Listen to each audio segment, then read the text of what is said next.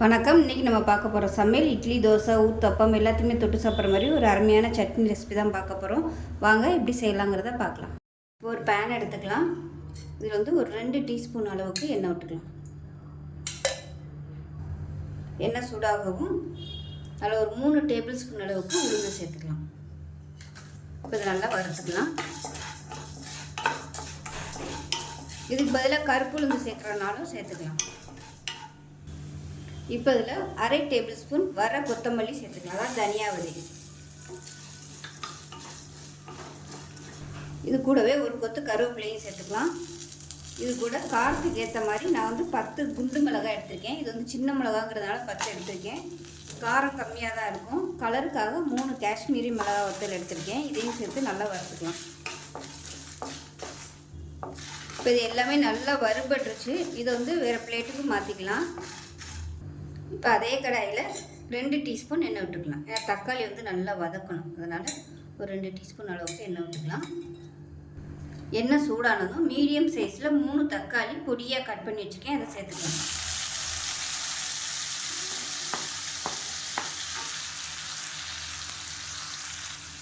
இது கூடவே 5 பூண்டு பல் சேர்த்துக்கலாம்.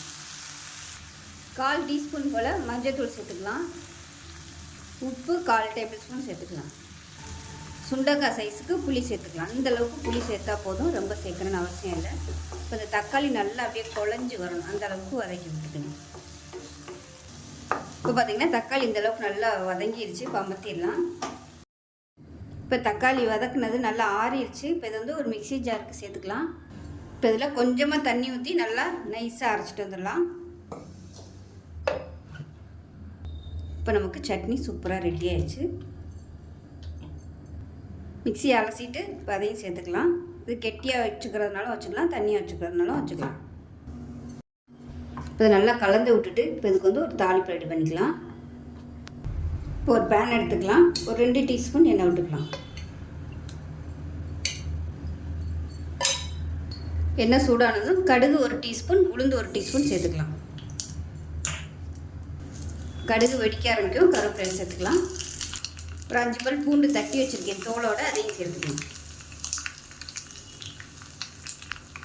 இந்த பூண்டு நல்லா செவக்க வறுக்கணும். பூண்டு நல்லா வதங்கிருச்சு. இப்போ அப்படியே அதில் சேர்த்துக்கலாம்.